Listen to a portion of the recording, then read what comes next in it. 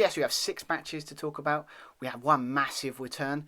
This is my review of Extreme Rules 2022. So let's go and dive straight into it. Austin 316 says I just whipped your ass. Yes! You just made the list! Brock Lesnar. So yes, let's talk about the opening contest. Obviously, it was a glorified street fight, 6-man street fight between the Bruising Brutes and Imperium. We knew this was the kind of match that we knew we were going to probably start the show. But yeah, I mean, storyline-wise going into this, I really was looking forward to this in a way, because obviously Imperium or Gunther, obviously I've gone over the whole should be Walter thing, you know, it's different time, move on. But yeah, so Gunther gone against Sheamus. It's basically been just a singles match with Gunther. Sheamus wanted to get the IC title from Gunther, but then it's kind of manifested into this kind of faction warfare. And it's just, it feels so organic and it feels so good.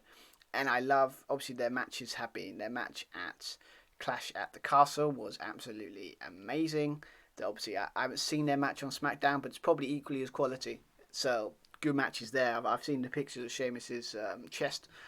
You're going against Walter or Gunther, you're gonna have marks, mate. The guy can chop, and he chops hard. Ask Dragunov that. Ask him. So yeah, so you got that. So that kind of stuff, and obviously I like the match, the story going in with the idea that basically they're Imperium act all high and mighty, saying we're beyond this kind of barbarism and all this kind of stuff, but really they will resort to it if need be. And so they're basically for the crap. That's very old school heels, but it still doesn't make them look less as a badass than they actually are. So it's really cool stuff there. I like that. I like that kind of storyline in my wrestling. But yeah, so going in, I was really interested to see what was going to happen. Good stuff though, obviously. I like the stuff when you go in early on the match. Obviously, it felt like every time the Bruising Brutes were going to get some sort of control of the match, or they were taking out 2 members of Imperium. You obviously had, Gunther come in and kind of either chop. There was one early on where he chopped Butch or Pete Dunne to hell, and obviously we had one later on where I think Holland was holding up both of Imperium, done a slam, but then obviously just get momentum, boom, a big boot to the face to him. So a lot of cool stuff there in a way. So, but yeah, so obviously had that. We obviously had 2 members hitting a Imperium bomb on Haaland on the was it the hardest part of the ring, and hitting that on the side that looked really cool. Sir Lionel's power bomb, was it forearm combo? It's really, I like this. It's a simple old school move that kind of makes sense because they were an old school team. So yes, obviously after that we had where it was basically Butch was all by himself, a 3-on-1 attack. We had a really cool thing where they held him in the corner and Gunther hit a drop kick in the corner. That was really cool. Yeah, so we obviously had that. Sheamus was basically taken out early on. Well, I took him out, put him for that bar that was on the side, took him out. So it's basically like the other 2 were just basically, it was a 3-on-2. Imperium had the advantage, and then obviously when Sheamus came back, all hell broke loose. He hit 10 bells to the Balor type, that them chops he does, them kind of stuff, all that. I mean, it was just one of these chaotic matches that was just like a lot of cool stuff happened, and it looked like it was one of those things where I put Imperium to win, but I feel silly now because they probably wasn't going to win it. But yeah, all that kind of stuff. But I mean, the match kind of ended with a nice little homage to the match. Obviously, there was a lot of use of shillelaghs type thing. Obviously, there was a bit later on where we had obviously Sheamus hitting the the cloverleaf submission. Obviously, that kind of thing he did actually tap out to. But apparently it's only tapped out once, but he didn't tap out twice. So apparently that's not tapping out. I saw that once somewhere on Twitter, and it's like, okay, that's a new thing you learn. Apparently you can learn things on Twitter. It does happen now and then. So so obviously had that. Obviously the homage to the SmackDown match, but obviously Kaiser came in and hit Sheamus with the shillelagh, and then obviously they got into a fight, and obviously then Gunther and Sheamus got into a slugfest. Then obviously after that we had obviously a nice thing right at the end, with obviously Butch doing a moonsault off these barrels. Again, looked awesome. Pete Dunne has looked amazing since Triple H took over, so I like that. But kind of match ended with Gunther had the shillelagh in the ring, and then he hit Sheamus to knock him down. Then obviously Gunther hit Sheamus with Shelley again for a 2 count. Then Holland and Butch come in. They come in for the save to knock out, and they come in to knock Gunther down with shillelagh of their own, or shillelaghs of their own. Then Butch and Holland attack the other 2 members of Imperium with shillelaghs. A lot of shillelaghs, basically. That kind of stuff. Hit him with that. So they take them out, and then obviously Sheamus hold Gunther and hit a Celtic Cross, aka the Razor's Edge, through an commentary table. So Gunther's out of the match. Then obviously the other member of, I can't remember his name, obviously a member of Imperium, be held down by Holland and Butch, and then Sheamus hit a bro kick on him. Victor? Yeah, I'm gonna call it Victor. For the pinfall, 1, 2, 3, nearly 18-minute match. Great start to the show. I loved it. I probably missed out a lot of action stuff, but I always do with these because I can't remember half of the stuff in the matches. But yeah, I mean, I liked the story. It was just a simple. It felt very NXT as well, in a way. Kind of like 6-man tag. Everyone has their moments. There's big spots. There's fast-paced action. There's weapons. There's all kinds of stuff. It's basically what you expect. It's very by the numbers, but it was a very fun match. And if anything, it's very true what they say. When you want to start the tempo of a show, you've got to start like high tempo, and this match did it very, very well. And I very enjoyed it. So obviously Imperium lose there. So obviously I like the idea, but I think this works as story beat because obviously they didn't want to be in this match anyway. So, and it's not their kind of warehouse. So if they lose it, it's not the end of the world. But obviously was it Gunther and help keep an IC title that is their warehouse. So I like the story. So obviously this should continue. I don't think I'm in what the next pay-per-view is, but I want to spend it's another gimmick, or there's going to be a huge stipulation or something involving Sheamus and Imperium, Sheamus and Gunther for the IC title, because the IC title over at least a month or 2 months has become way more important than it ever done last year, any other time this year, and I am totally on board with it. So I cannot wait to see more of this feud because it's really awesome. It's similar to kind of what they're doing on Raw with Bobby Lashley and Seth Rollins, and making that IC title, the US title, that means something as well. So they're doing good jobs there. For the mid-card titles actually feel special again. Congratulations, Trips. Hopefully you can do more of that. But I'm loving this at the moment. So yeah, awesome way to start the show. So let's talk about a match that actually has a stipulation of the name of the show. Yes, we're going to talk about the Extreme Rules match between Liz Morgan and Ronda Rousey for the WWE SmackDown Women's Championship. So let's talk about it because it's an interesting match, but let's talk about it. Let's go. So yes, let's talk about the first title match of the evening. Obviously, it is the Extreme Rules match for the WWE SmackDown Women's Championship with the champion Liz Morgan defending her title against Ronda Rousey. Interesting storyline here. It's obviously Liz Morgan's story has been a bit weird, but I think the idea of like she's kind of the underdog champ, still finding ways to wiggle her way out and fight and being the underdog and just finding ways to win. Obviously, she got away with a poor referee decision at Clash last time. I think it was Clash of the Castle at the castle with obviously her tapping, but the ref didn't see it, so she got away with it. So she feels like she has to prove herself. So she went against Ronda Rousey and said, "Would the Rousey win a triple threat?" I think, to get the opportunity. And then she's like, and Liz Morgan's like, "I'm going to put you in it. I want to face you in an Extreme Rules match." Ronda Rousey's like, "Okay, it's your funeral," that kind of thing. And then the whole story's been Liz Morgan kind of proving that she's extreme. I think Lacey Evans found the brunt of that by hitting a nice little, hitting a kind of senton off the outside the ring of the table, hitting the senton off the top rope, as an image of she's trying to go extreme. And the whole thing with her using a baseball bat.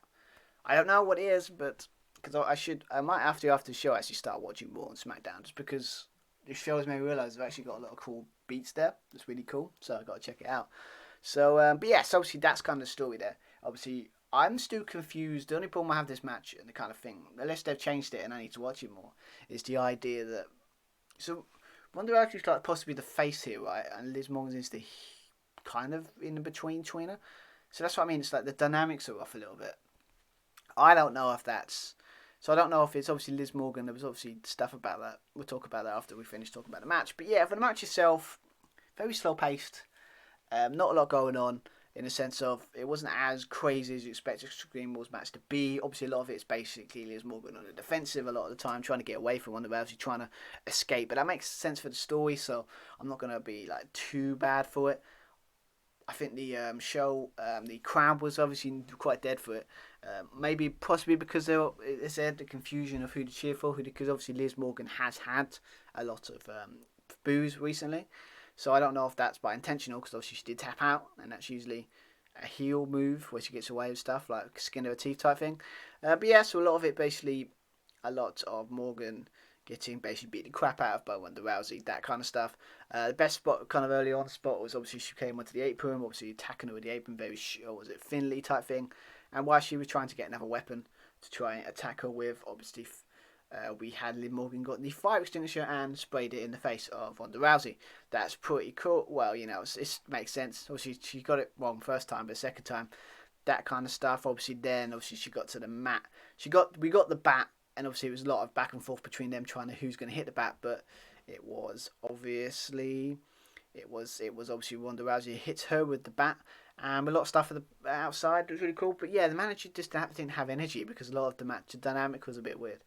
But Ronda Rousey's mostly in control of the match.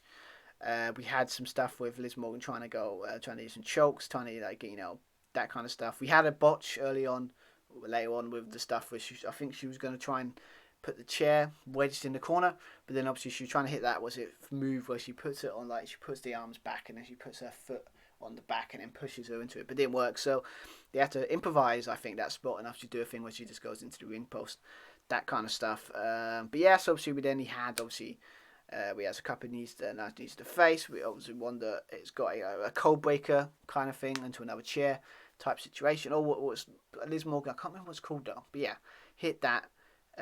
We got Morgan trying to set up that table, like she did last time, prove table, went to the top very slowly, but also Ronda wasn't able to move and jumped over the top and through the table. So basically she got out of the way. Then obviously we got Morgan did cover for near full. So basically she did get that spot, and so that was her last shot basically. So we had that obviously, and then the big spot there. And then obviously she hit like an armbar or a drag onto the broken table. It was pretty cool for near full there. Then, but the kind of we're near the end of the match here. Basically, the match ended with they managed to apply an armbar in that situation, and she had the armbar trapped. Morgan passed out and basically and she won. And Ronda Rousey is your new WWE SmackDown Women's Champion.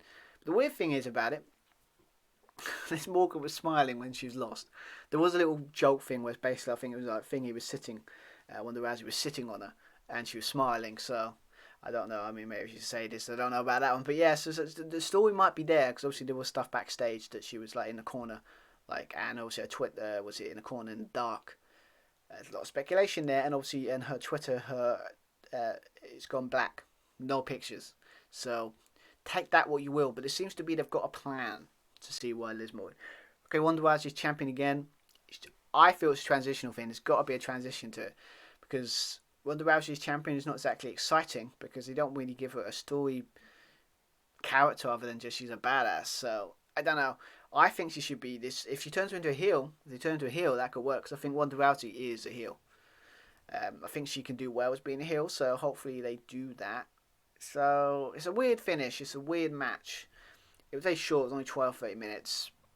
I think it's a good placement because obviously after that high-paced kind of six-man tag and a like slow place down in a sense. So it's a cool-down match in a way. But yeah, it's an interesting one. But yeah, Liz Morgan, I'm intrigued to see if they've got a story. Because they wouldn't just drop the title after like 2 or 3 months who don't have some character plan for that I love. If you lose the title just for the sake of just losing it. But if you lose it because there's a reason character-wise you lost it, I like that kind of stuff. I love doing it. If you watch any of my fantasy booking stuff, you know I love doing those kind of reasons for title change is character motivated, not just, well, someone's got to lose, type thing. So I like that more. So, interesting stuff. Ronda Rousey, I think this turn heel. Liz Morgan, I'm intrigued to see if they're going to, there are rumours that like, a lot of the speculation with, yeah, we'll talk about that by the end of the show. But yeah, so obviously after that, we obviously had another big match that's kind of been set up for a very long time. It's obviously a strap match between Drew McIntyre and Karrion Kross. So, interesting. I'm not I haven't seen a strap match in probably not in AEW, but in WWE in a long time. So it'd be interesting to see what happens. So let's go and talk about that match between Drew McIntyre and Karrion Kross. So let's go.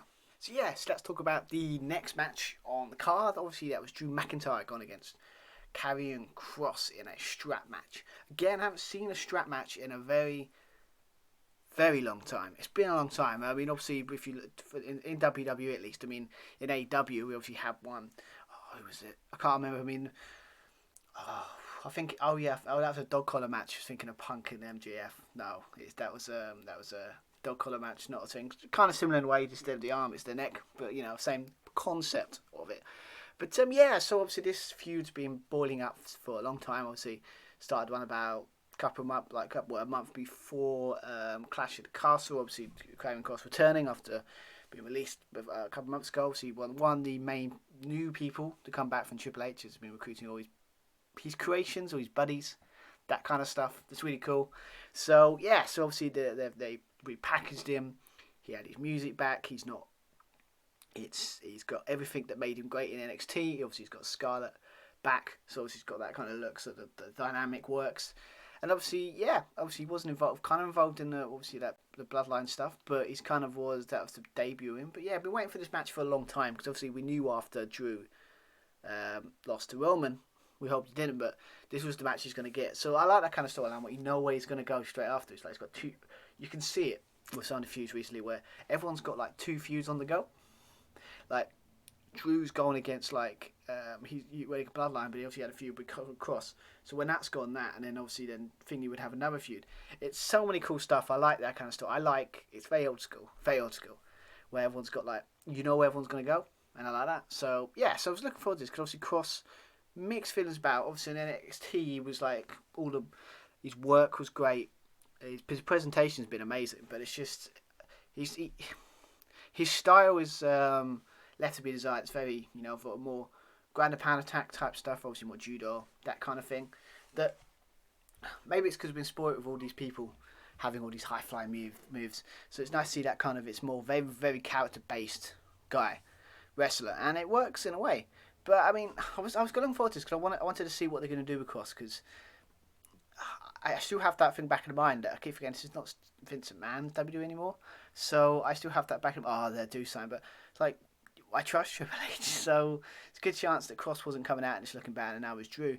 So, but yeah, I mean, interesting about this match, obviously a strap match is something about it. It limits what you can do with it. It's very slow build, slow at times, but this one was all right, I guess. I mean, it was fine, it was good, but it wasn't my cup of tea in a way.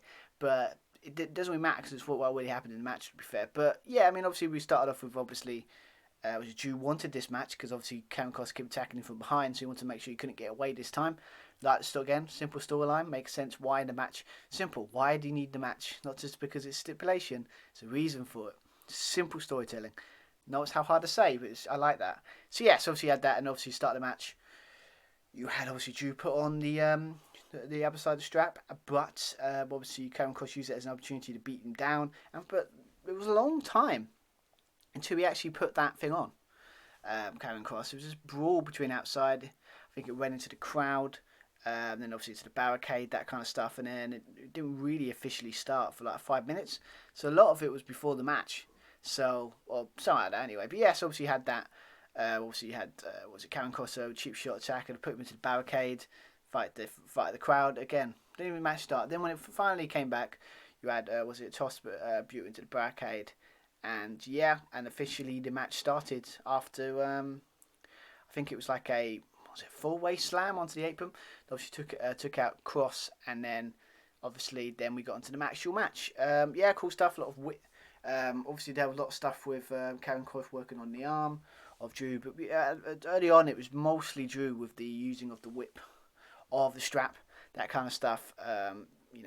We had a lot of all stuff there, but it's a weird one. I mean, obviously it was kind of near the end. We had it was very short matches. They're only 10 minutes, so it's like, what do you talk about? But yeah, it's like a lot of work on the Karrion Kross in control. Obviously you got Drew McIntyre onto the hit a flatliner type move onto the announce table, the commentary table. obviously with the strap on as well. We had obviously Kross lashing Drew multiple times with kind of Scarlett kind of encouraging more, like, you know, say this kind of person, do it more, slap him, hit him more, that kind of stuff. But obviously the match kind of near the end, we had a situation of just they brawled, exchanging punches back and forth. The crowd loved that because it's like hockey fight type stuff. They're ticking all the boxes, kind of stuff, and it's Philly. I should point out it's Philly. But yeah, so that kind of stuff. And obviously Drew hit was it a shot. Kross did one as well. Exchange back and forth slashes, that kind of stuff. Then obviously did more shots, that kind of stuff. Then we got a future shock DDT by Drew on Karrion Kross. Then obviously it was just, and what I like the finish is they just about to set up to go for the 3-2-1 signal to hit the Claymore kick, but then Scarlett standing in his way. We point out Scarlett has been involved in the other situations, so she has been the X factor in a way of this kind of feud. But then obviously out of nowhere, it's very old school. When I say old school, it's very like AW do it as well, so it's very old school kind of old Attitude type stuff where it's like, okay, she stops him, and then obviously Drew's not going to hit a woman. Then all of a sudden she picks out a spray bottle of perfume, sprays it, or pepper spray, or some people thought it was a pepper spray. Sprayed it in his eyes. He's completely out of it. Then obviously while he's memorialised, Kross hit the hammer forearm on the back of the neck. Boom, pin, 1, 2, 3. He gets the win thanks to help from Scarlett. Again, it works. One thing I've noticed the last 2 pay-per-views I've watched is most of the finishes either set up something actually interesting or make sense. That you would think, well, that's what you want from wrestling, but it's just nice, for a change. To see that finishes don't scratch your head. Finishes go, okay, that makes sense. And this one made sense. I mean, I knew going in kind of in a way Kross had to win because Drew winning made no sense. Because obviously at the moment I think with Drew, they're starting a story of he's kind of like he's having a bad month. It's not going great. Everyone keeps losing. Keeps getting outnumbered. He's trying to fight as hard as he can, but he can't. He's completely outnumbered. So might set up something soon, hopefully. But yeah, Kross needs his first pay-per-view match. He needed to win because I know Vince never got that. If you debut, you've got to look strong, and you've got to make them keep strong. Triple H gets that, and obviously Kross has looked great. Starts to feud up more. Obviously, it's going to be, wouldn't surprise me, a stipulation where Scarlett is banned from ringside. So, because they keep bringing it up in the storyline, so it's going to be a situation of. And is it Hell in a Cell? No, I mean it's going to be. I can see a cage match here between these two. Would make sense. A cage match between Drew, because obviously it means that Scarlett can't get involved. So that's the only way I can think about stopping him from Kross from getting the victory. But yeah, Drew looks good. Kross looks great. I like it. I mean, it's nothing spectacular though, in the sense of what they're doing here, but it's like very structured and it works. Now, I think it's like I probably prefer these Seth Rollins and Riddle kind of storylines, but that's just me personally. But I can look at this feud and go, yeah, this is solid. It's good. Kross looks great. Drew doesn't look weak from the victory because obviously he got out fought here with Fox. How can you prepare for some pepper spraying you in the face? So he doesn't look like an idiot, if you know what I mean. So, yeah, but it's short though, but I can understand why, because you couldn't have a long match here. And obviously 10 minutes, obviously I know where the time went. Obviously we'll talk about that match later on, but yeah. So, good match here. Very good. It's nothing crazy, but it didn't overstay welcome. Right person won. So, yeah, look forward to seeing what they do with that one. So, yeah, obviously after that we talk about the second of the women's championship matches. Obviously the Raw Women's Championship being defended with Bianca Belair going against Bayley in a ladder match. So this should be interesting. We've got Bianca Belair that's pretty much can do a lot of awesome stuff, and Bayley is good as well. So interesting to see what they're going to do. So interesting to talk about it anyway. So I was interested going in. So yeah, let's go and talk about Bianca Belair and Bayley. Let's go and talk about it. So yes, let's talk about the Raw Women's Championship match between Bianca Belair and Bayley in a ladder match. Again, I was really forward to this because Bayley's really creative and really cool, and obviously Bianca Belair can do some pretty awesome stuff. So it had some, it's got some good stories here in the sense, and also ladder match, and obviously these two can probably put out a really good ladder match. But yeah, I mean, what I like about this feud is obviously it will set up after SummerSlam, debut of Damage Control, with Io Sky and Dakota Kai joining Bayley to make this nice, really awesome group. Obviously now Damage Control have the WWE Women's Tag Team Championship, so they've got the gold. So obviously Bayley wants to complete the set trifecta and get the go with the Raw Women's Championship. But I like the idea that basically like Bianca Belair is all alone. Because obviously the 3-on at the match at Clash of the Castle, obviously it was 3-on-1 beatdown and they got a victory. So obviously it shows when they could, they team up. Bianca Belair's got a problem, and obviously Asuka and Alexa Bliss got taken out on the previous Raw. Yeah. So that means that she's not going to get back up in that match, and obviously anything can happen on the back in that match. So it's going to be interesting. So the heels had all the power, all the control, and I can remember what Corey Graves said. I can't remember, like, it felt very like 2001 like thing. Whoever has the power has, whoever has the gold has all the power. Who has the power has all the gold type thing. And I like that as things. It's like that worked for that, and it could work for this. So I like lines like that. But yes, obviously, I was interested because obviously they could do it. Bayley could, but I don't think Bianca Belair. I didn't see them dropping the title, but you never know because obviously momentum's key in wrestling. So, and I think Damage Control has that. So, be interesting. It was interesting to see what they do with it. But anyway, ladder match itself. Cool stuff here. Obviously, early on they both go and get ladders. So they put Bianca Belair had a big ladder than Bayley. Obviously they fight out for about 5 minutes. There was a thing. Obviously they went to the outside. Obviously and then Bayley started to get control of the match. But yeah, I love this kind of thing that Bayley's perfect at. It's just she's a very good heel in the sense of she's very good at talking crap. It's one of the best ones. I like. There was a line when someone goes, "You suck," and she says, "I suck. I'm winning," and I'm like, yes. I like lines like that. I just think, yeah, that's a good line. I like that line. But yeah, obviously then we had that. We had all kinds of stuff here. We had obviously Bianca Belair hit that standing moonsault onto a ladder on the inside. Obviously Bayley didn't look good in that one. Yes, and obviously, oh god, so many cool spots here. We had a nice little sunset flip kind of thing by Bayley, kind of like sunset flip bomb, kind of onto a ladder that's perched in the corner. Again, looked really cool. Like when you think of ladder matches, they're the kind of spots I like. A lot of people do. Then obviously then we went on the floor, and obviously we had a bridge by Bayley, the bridge that got the ladder between the barricade and the steel steps, and she did a elbow drop from the top. Was it running off the apron? I think it was, and then hit Bianca Belair that was in. It looked like it hurt because them ladders are quite the way they're built. They're not like those. In the indie wrestler ones where it's like they're so bent, made up of materials that are so bent. That means they can split like this, right? And I'm thinking sometimes spots like that, I know it might be less dangerous, but I would love to see that because it just shows how devastating. Because when they do have stiffness of the ladders, when they do the elbow, it just doesn't look right. It looks like the person doing it gets more out of it, and obviously it just looks bad. And it looks like it probably hurts more for people. Maybe that's why they do it, but I think as a spectacle, I would rather have the ladder bend or make that ladder be the one that bends. So it just looks more spectacular. I just like that. Again, every time I talk about ladder match, I can't not talk about that. Kevin Steen versus El Generico in that Ladder Wars 1 match? Ever since I've seen the way them ladders bend, I'm like, yeah, that's what I like in my wrestling. And so when it comes to ladder matches, so I think that's the way that she'd gone there. But that's just a little nitpick. So yes, obviously you had that, and obviously at some point we got Bianca hits the KOD slam.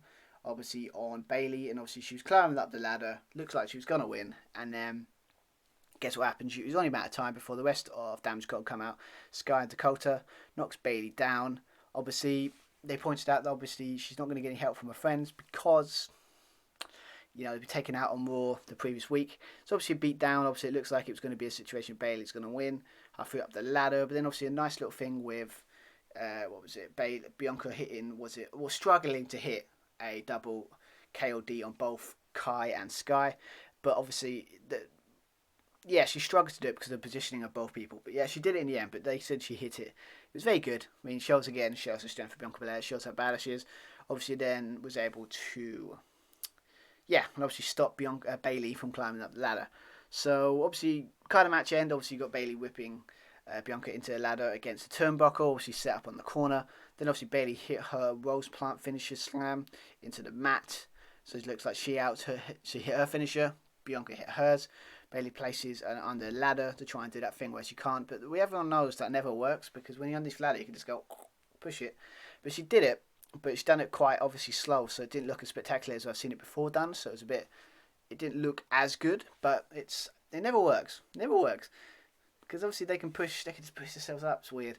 But yeah, so obviously done that, and obviously and then obviously was able to get away. Then obviously Bianca and Bayley were climbing up on the same together, and obviously Bayley used her braided hair to hit Bayley on the back to knock Bayley down. And then she hit, and then obviously Bianca hit Bayley with her hair a few more times, and then picked her up and hit the KOD onto and KOD, and then also had a half a ladder in her hands. So it's like a situation. She basically early on in the match they obviously had a thing where Bianca was basically down. Obviously Bayley got one of the ladders and was going to slam her, but obviously she done it, missed, and it broke the ladder. So you have one half of the ladder here, and obviously then she was holding onto it to dear life for some reason.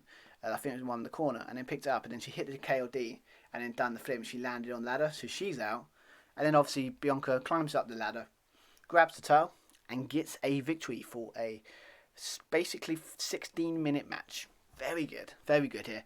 Again, it's like it's more by the mills here. It's like it's very supposed to be like it was exactly what you expected, but cause it had a couple of good spots. Everyone looked good. Obviously the bad guys get involved. We also got Bayley's teammates get involved. They get taken out, but yeah, I like the finish. Good finish. I like it when the heel gets taken out by a spectacular finish, and then obviously just go out and gets a ladder. So Bianca Belair looks good. She's still like a dominant champion. So I guess in the story is here is like maybe a situation that Damage Control's like Bayley can't get the title. Even when she's got backup, she can't win the title. So maybe it's a situation where she's going to get more and more desperate, do some more outlandish things, like she's obsessed to win that title because she needs to win that title for power to control this division. Until she gets that, she's going to do some maybe bad things. And if you do that, I think that's where it's going because it makes sense. Because obviously now, rather they put the tag titles on Dakota and Sky, if it's not a situation to set up that she's the only one in the group that has no gold. So maybe they might set up resentment. Hopefully that won't be a thing. And because of resentment, she starts going more and more over the edge to try and get the attention or win that title. Very similar to ironically, now think about it, like Triple H used to do back in the day with was it Triple H when obviously DX when he lost the title to The Rock and all that in 2000. The way he was getting more and more desperate, or with Evolution earlier in 2000, how when he doesn't have the title, he gets very more desperate to do kind of things just to get that title back or win it. So maybe that's what, maybe Bayley's like the Triple H of the early 2000s. Hopefully we don't get the reign of terror, but it feels like you can see the story beats. Again, this is pure speculation. I don't know. It's what I would do. That's what I would do. She would get more and more desperate. And she would resort to very unhanded tactics to finally see if he can try and take that title from Bianca Belair. Maybe she might eventually, because obviously I think they're not doing traditional, they're in Survivor Series, but not doing it the way that's normal. So I don't know. But yeah, that's why I was going. Bianca Belair looks good. Bayley, I think I look excited about the story they're going to do there. So yeah, it's cool stuff. Good match. Again, a lot of these matches are like good finishes, right person won. Nothing too crazy spot-wise. It's solid, it's decent. I admit it's not exactly, none of the matches are like match of the year style, but they're solid. And when it comes to some pay-per-views, that's all you really need. So, just my opinion anyway. But yes, that's a cool match. So now let's talk a match where let's talk about the next match. We're near the end. Second to last match of the night. Obviously, it's the match that was the longest. We're talking about the I Quit match between Edge and Finn Balor. First time ever, apparently. So, it's going to be interesting. It was very interesting what. So, let's talk about it. So yes, let's talk about Edge versus Finn Balor in an I Quit match. I cannot remember the last time I saw an I Quit match. It's been a while. And the sad truth is, I can remember the last time I remember one was probably like The Miz versus The Rock. Not The Miz versus John Cena, I should point out. For the WWE Championship, where they were using silly things like recorders and all that rubbish to try and. So, I don't miss those days. So, I'm kind of intrigued to see what they're going to go with it. Again, set up by a simple story beat of Edge keeps taking out Edge. They try to take him out. They try and take out Just Me. No, none of them can quit. So someone's got to say I quit. So it was interesting. I was going to it quite interesting. The only problem I have with this match, in a sense of, is my God, it's 30 minutes. So long, longest one on the card. So it was interesting in a sense, but I like long matches. So. But I give him credit in a way. It didn't feel like 30 minutes because I was really intrigued and really interested in what was going on. But yeah, so obviously the story is Judgment Day. Obviously, it's a weird one because obviously I was watching this and I was thinking like maybe they should have put Dominic in this match because obviously Dominic's the one that betrayed Edge like recently.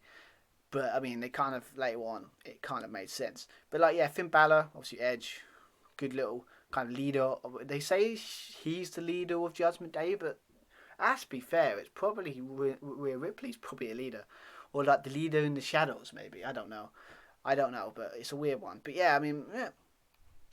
So yeah, going into it is a a strange one in a way because it was like it's amazing what a change in regime and creative can do. Because it's like this feud was completely dead at arrival, but then all of a sudden it's got really personal and really interesting. I mean, Dominic being involved has probably done that. Where Ripley being the way she's kind of been acting in the group, it's kind of made it very interesting. Finn being Finn, there's good dynamic here, and obviously Edge, there's a good story there as well. So it's cool stuff in a way. So yeah, so that's obviously going with the match. It was obviously a lot of stuff with obviously Edge working on Finn Balor working on knee of Edge early on. Both trying to lock in submission holds, and early on the ref putting the mic saying, yes, do you quit? And no, don't respond, that kind of stuff. But obviously we had a cool thing earlier on with obviously Bayley locking in the figure 4 leg lock, with Edge being told ref get the mic, and obviously he reversed it, and then he reversed it back, so like a nice little homage there. And obviously they're both like asking, do you quit? And none of them did.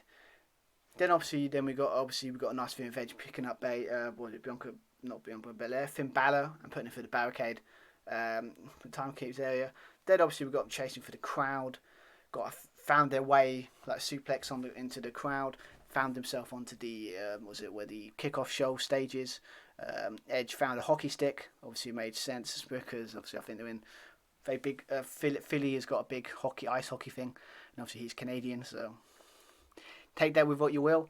Yes, obviously they got a situation of was it a crossface on with the hockey stick on the top of the table on the kickoff stage. So that kind of stuff obviously didn't work. We obviously later on they moved on to space for the crowd. Then obviously you had Edge throw Finn Balor's face into the concrete with the 1-1-10, 1-1-11 sign basically right into it. It looks more spectacular than me describing it. Then obviously we got Edge charged and avoid him and went into the rail. When I mean rail, he basically went in and hit his bollocks. Basically, it's like, that's gotta hurt. Yes, obviously then we got jabs with chairs. Then we got obviously Edge over the barricade using the chair to jab into the ribs. And then it was just constant chair shots after that. And then obviously constant on the back. And obviously they asked, is he quit? And he says, I don't quit. But he said, but he paused because like he was getting to the point of saying he quit. Then obviously Edge got the chair, drove the chair into the left knee of Balor. Then obviously had the execution or like an old submission move by Edge. That's really cool. Then after that, obviously this is why I probably gave it 10-15 minutes more than they did, because shenanigans happened and the rest of Judgment Day came out with obviously Damian Priest coming out, showing up, and obviously Edge close on him, Dominic Mysterio coming down, obviously with Finn Balor. Obviously ran to the ropes and can spear Balor through basically doing a Big E spear for the middle rope and taking out the rest of Judgment Day. But then obviously while this is happening, Edge got back away and you got Rhea Ripley handcuffed Edge to the ring, the ropes, top rope. So she's got the key, so he can't get out. And then after that it was just beating him with a kendo stick, that kind of stuff. Then Ray came out, try and go for the save. But obviously the numbers were too much, and obviously like the other Dominic punches his own father in the face, and then just basically stomping him into the ground on the outside. But what I love about this is Mark Cole. It's a very old school Mark Cole. It's like he's disgusted. It's like, oh my God, that's your father, damn it. It's like, yes, like he's so bad that even Mark Cole's going, that's your father, man. That's sick. And it's old school that. That's very like early 2000s kind of like SmackDown era Michael, and I love that because it just makes the characters feel more devastating. Like when they're like, instead of just being like, oh, that's just bad, it's like oh my God, it's disgusting. Oh, you made me sick. Like that kind of stuff I miss, and I like that. So like obviously so I can see why they didn't put him in this match, because obviously I guess the next feud is going to be him versus his father, where Edge goes against Finn Balor, and probably Rhea Ripley, that kind of stuff. But yeah. So obviously the beatdown continues. Kendo sticks. Then Beth came back. Edge's wife, to come for the save, obviously took the kendo stick for Balor and then beat up everyone. But then obviously Ripley obviously came in, and they wanted to like back and forth like a confrontation. I think there's a match in there. I think there will be a match. There's a chant. People wants to exchange the punches. Obviously, Billy hit a spear on Ripley, and she went. She was out, but by doing that, she was able to get the key from Rhea Ripley, and obviously undo the handcuffs of Edge. Then obviously the situation of this end of match ended. Kind of Edge hit the spear on Priest. Edge then started on Dominic and done the thing where basically it's like he done the handshake and then the kick to the balls, just like he did at Clash. Was it SummerSlam or Clash of the Castle? I think Clash of the Castle. I can't remember. But yes, obviously that's what he did, and charging "Who's your daddy" type thing. Then obviously Balor kept back in and then hit with a sling blade by a charge, but Edge was back up and hit a spear, hit another spear on 2 spears, then hit a 3rd spear on Balor. Looks like he was just about, and then obviously Beth threw the chair in. The chair used the bottom of the steel to basically do the crossface thing to try and choke out Balor, but then obviously Ripley came back into the ring, get the brass knucks. William Regal would be happy. Smacked Beth Phoenix. She's out for the count. But obviously, yes, brass knucks. Then obviously Priest hit South of Heaven chokeslam on Edge. Then obviously it was just a beat down of this. Balor hit like 2 or 3 coup de graces from the top on Edge. He's out. And then obviously he said, this is your last chance to, say it. And obviously she could see that obviously Beth's out cold at this point. She's been knocked out. Sold it like a champ. I loved it. Then obviously after that, Rhea Ripley kind of like picked her up and said, yeah, she's out. Beth's out. And obviously that alone will make you think, okay. Then with Edge, he wouldn't quit. And then after that, then we kind of ended it with obviously they both got 2 chairs. You got Rhea Ripley putting the chair underneath the face of Beth Phoenix, and it looks like she's going to do a concerto, and Edge was like, no, I quit, like, because he didn't want his wife to do that, want to go through that. And then obviously, yeah, and then after that, they get the win. But as everyone knows, with the bad guys, yeah, maybe you said what they wanted, but they're still going to do what they threatened to do. And obviously after the match, Rhea Ripley taunted Edge for doing it and said, don't do it. And then she hit a concerto on Beth. She's out, they release him, they get the hell out of it, and then basically the match ends with Jasmine celebrating at the top of the ramp, and Edge screaming someone get some help because Beth taken out. And very dramatic. It's a very creative way. I like that. It's a very interesting way to end a match because it could have something silly, with Finn would have won, but I like the idea. Dramatizes it off as it continues the feud, and also it makes Edge not look weak for saying I quit, because if someone just was threatening to smash your wife's brains in with a chair, you would say I quit. So it makes him look like a sympathetic character, and it makes the Judgment Day look like bastards. So I like it. It's good stuff. It's amazing how Judgment Day has become really a very interesting group after they've got rid of Edge. It could have been just by simple little character traits, simple stuff like that, and so interesting stuff. So I'm intrigued to see what they do next with that one. So, but yeah, obviously Edge is going to be out with Edge. I think it's either going to be Edge versus Finn Balor again, or it's going to be Edge and Beth Phoenix going against Finn Balor and Rhea Ripley, or something like that. I don't know. And then obviously Dominic Mysterio versus Ray. It's going to be a given. It's going to be probably the last match of the year. It's going to be an interesting match that. His father versus son. Tragedy that entails. So it'll be interesting. Might actually watch Raw tonight. Obviously prior to the Simon Corners on Monday.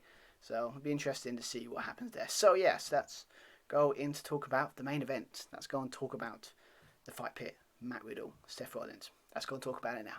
So yeah, so at the main event, we're obviously the Fight Pit match. We haven't had one. This is the first one on WWE TV or pay-per-view.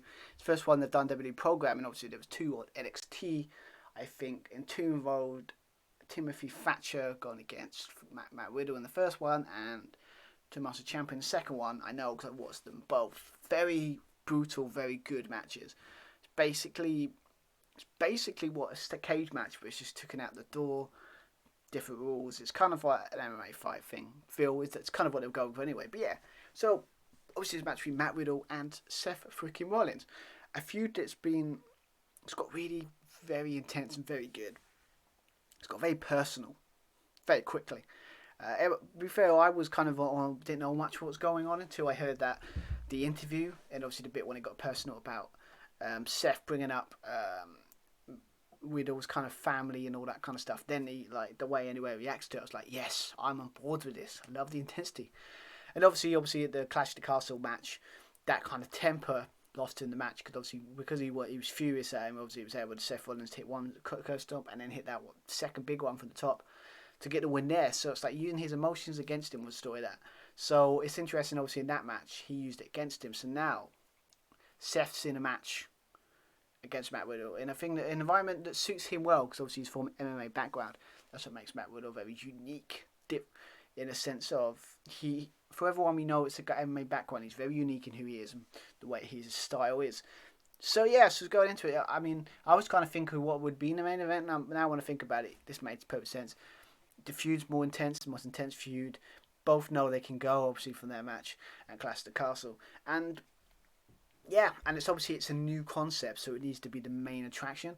That makes sense, because obviously we're seeing a ladder match.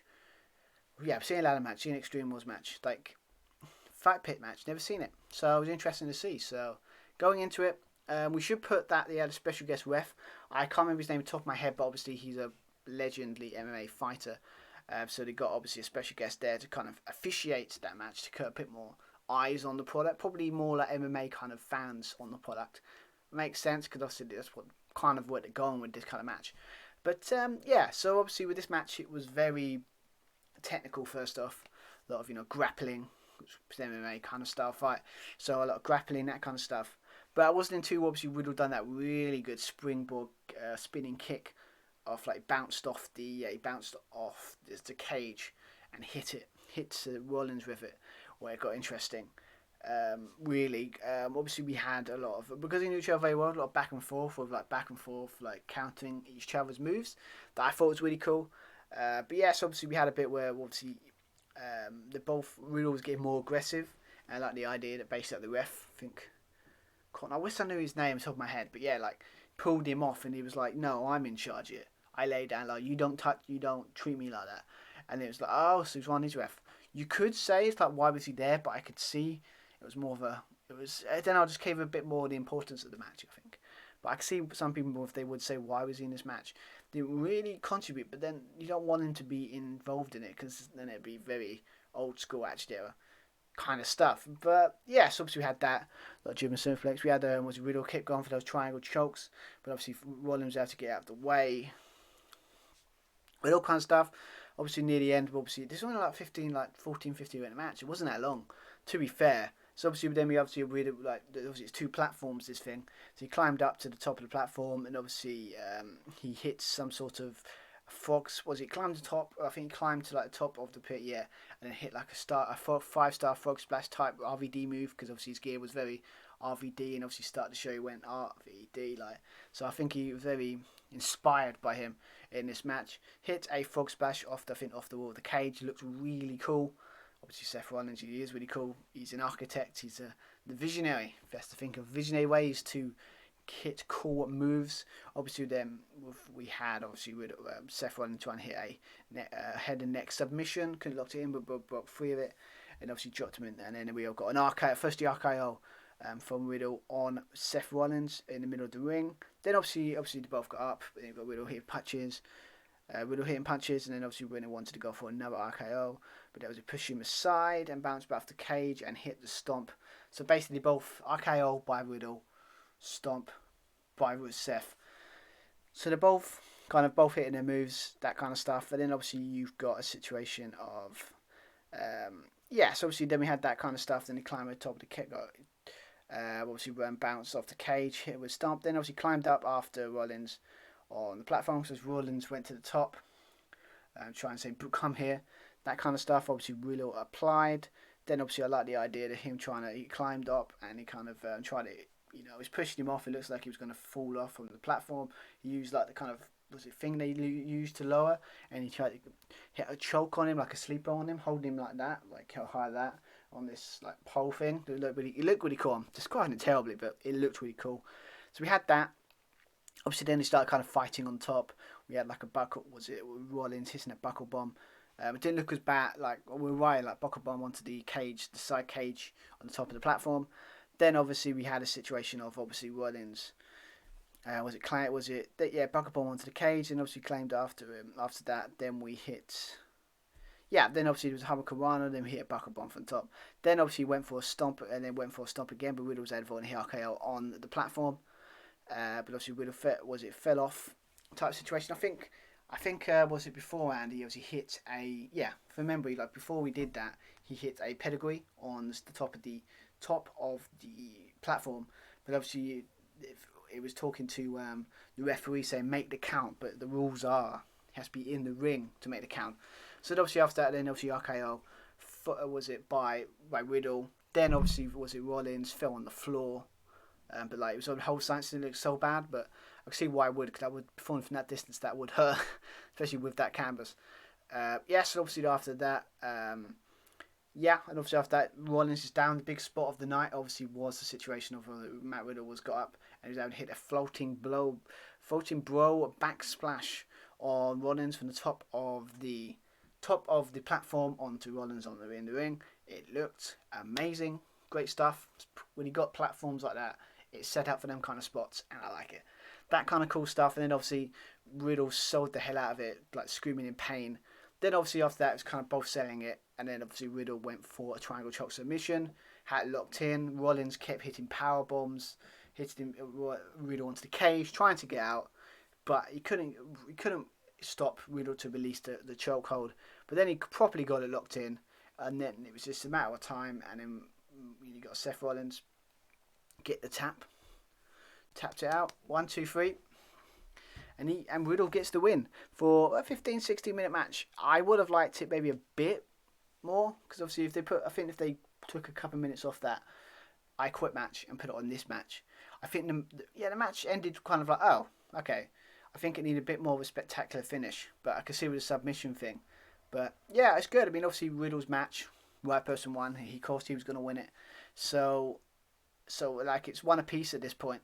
So they're going to have either this is it, or they're going to have a blow-off match, whatever that be. I don't know.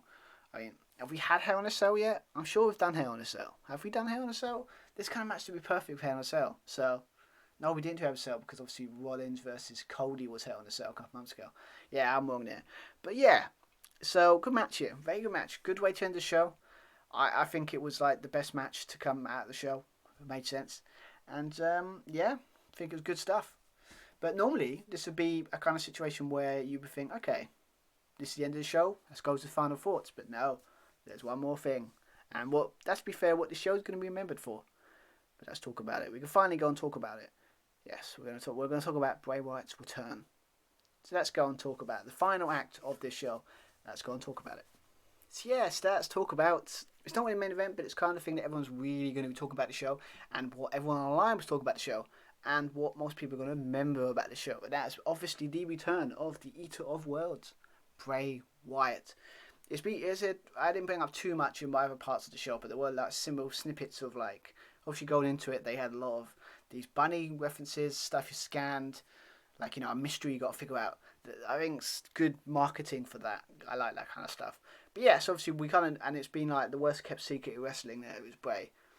Because we kind of knew with the bunny, because, okay, maybe there's reference to his Firefly Funhouse stuff. But when we saw the bunny stuff, but it was more but confirmed when later on there was a bit with the bunny, someone dressed up as the bunny from the Firefly Funhouse. When we saw that, we kind of knew. So we were waiting for it, because even during the match at Seth Rollins versus Matt Riddle, there was like, I'm sure they said we were right. So like even the fans in Philly knew.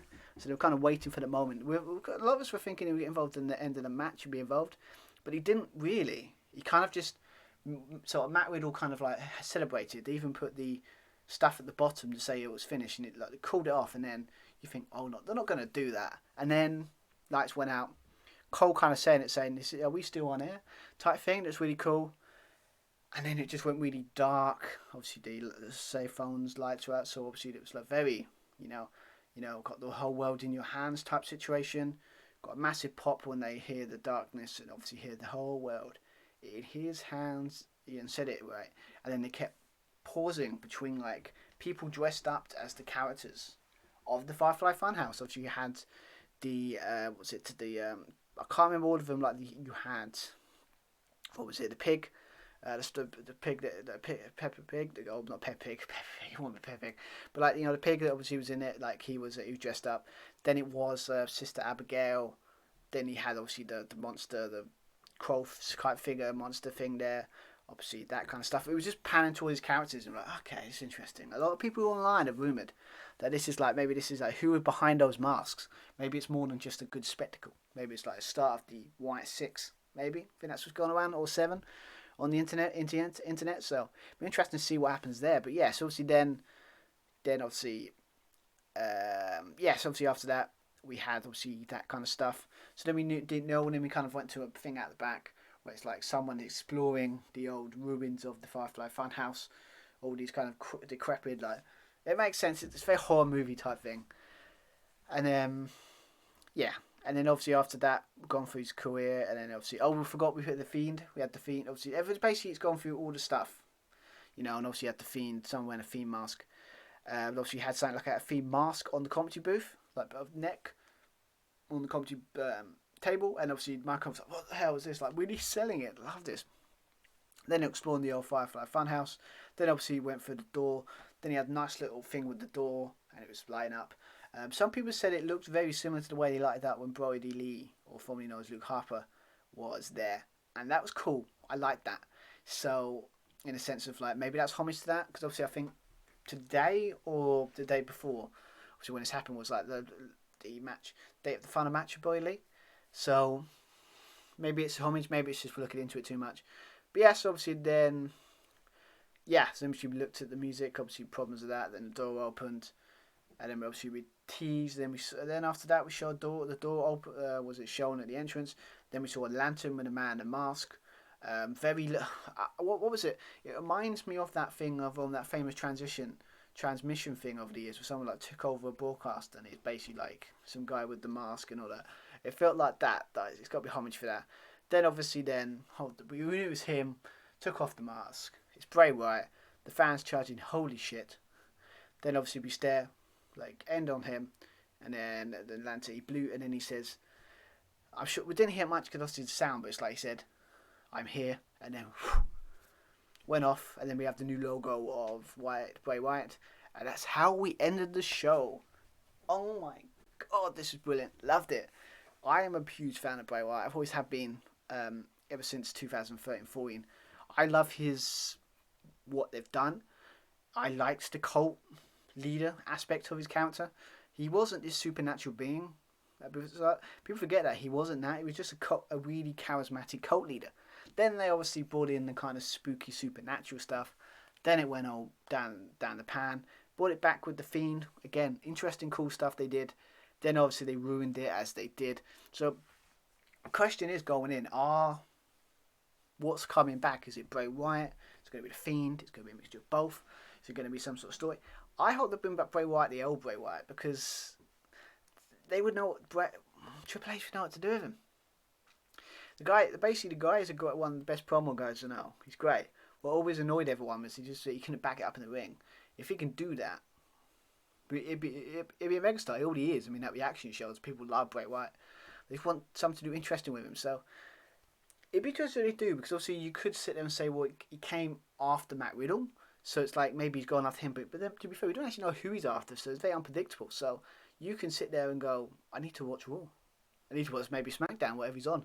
I need to watch that show to see what happens. And that's what I like about these new Triple H pay-per-views, is the endings are always like, I have to watch Raw. I have to watch SmackDown afterwards. And it's very old school. I think I got that from Clash of the Castle. A little bit less. I mean, SummerSlam definitely had that moment where you go, I've got to check out this Raw and SmackDown next week. And that's what a pay-per-view should do, like old school. It's like you have to watch to see what happens.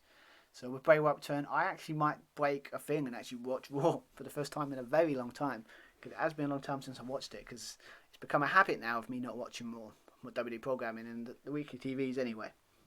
So, but yeah, I mean, what great return. They build it up great. It's very exciting. I'm excited to see what they're going to do with him.